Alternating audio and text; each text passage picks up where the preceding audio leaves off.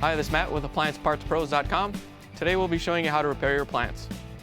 Remember, anytime you work on an appliance, make sure it's unplugged or the circuit breakers are off so there's no chance of electrocution. In this video we're going to show you how to change out the Whirlpool Refrigerator Dispenser Door Spring. It's going to be a very easy repair and should only take a few minutes to show you how to do it.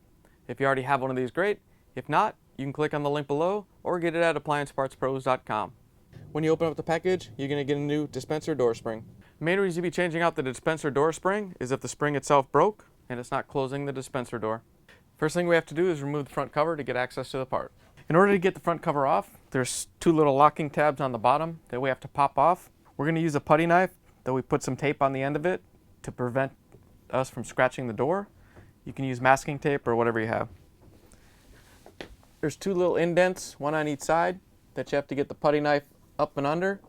Sometimes if you grab this right here and pull out a little bit, it'll give you a gap underneath so you can get the putty knife in. Once you get it underneath, you can twist it and lift up, and that'll release the tab. Once you have the two lower tabs released, all you have to do is lift up on it, and it'll release the tabs on the top. And then rather than pull these wires off one by one, there's a little wiring harness right here. All you have to do is lift up on the little clip and unplug the harness. We have to remove these two 1/4-inch screws that hold in this plastic bracket. And then we're going to lift it up out of the way and tape it up so we can see what we're doing. You can use some masking tape or something and just lift it up and tape it in place. To get to the part, we have to remove the ice lever. It's held in by this retaining screw that holds in this little spring clip. It's a 1/4-inch screw. Go ahead and take it out, make sure you don't lose anything. Alright, now that we have the screw out that holds it in, we can lift up on the arm and pull it out of its resting spot there, and then pull the pin out of the left side of the door.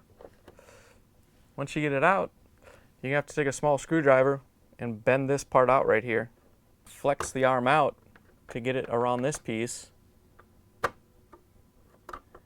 and slowly work it out. And then once you get it to here, you're going to have to reach up and disconnect this black barrel. It's just held in place by tension. All you have to do is pull it out and then put it through the arm. Now that we have the ice lever out, we have access to the pin which holds the spring. It's just a little Tinnerman clip. You can pop it off with a small screwdriver. Just make sure you don't lose it.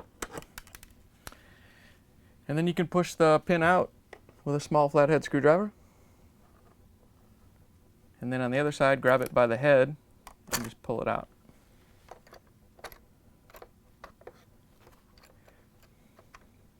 In this case, you can pull it out just enough.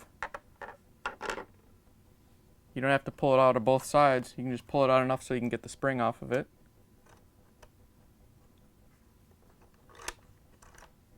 Here's the old dispenser door spring next to the new dispenser door spring. If you already have one of these, great. If not, you can get it at AppliancePartsPros.com. When you put the spring in, you want to make sure that the legs are down and flat against the plastic piece. You don't want to put the spring in upside down so the legs aren't on the piece, and you don't want to put it on like this. So you want to make sure that the legs are touching the plastic and the hump is up. And then we're going to run the pin through the hole in the springs.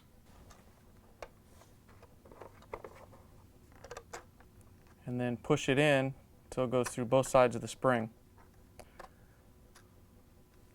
Then we'll push the door back up so it's lined up where it's supposed to be, and then we can push the pin back in the rest of the way. Now that we have the spring in, we can go ahead and put the Tinnerman on the end to lock it in place. Now that we have the part in, we can put the dispenser back together. We want to make sure that we put this little black barrel through the middle of it, through the ice arm, and then put it onto its little mount.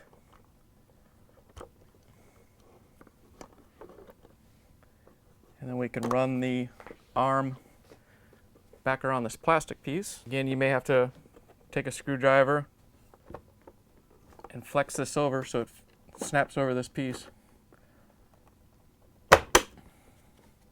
Once you have it in there, make sure that the right pin goes in its mount and the left pin goes in the hole. Alright, once we have it back in place, we can put the little spring retainer clip in. Once you get it in place and started, don't forget to put the little paper spacer in there.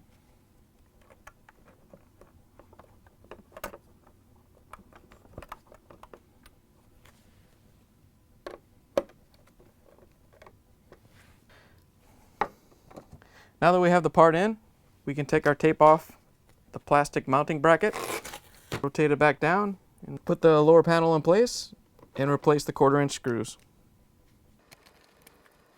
In order to put the front cover back in, all you have to do is plug it into the existing wiring harness and make sure it locks into place. Once you have the wiring harness hooked up, we can replace the front cover. Remember, it hooks on top. The little tabs go in these slots. Now the bottom, all you have to do is snap it into place. Now that you're done repairing your refrigerator, you can plug it back in, make sure that it starts to cool off, and that the temperatures return to normal. Thanks for joining us for another successful repair brought to you by AppliancePartsPros.com. Check out our other repair videos on our site, Facebook, and YouTube.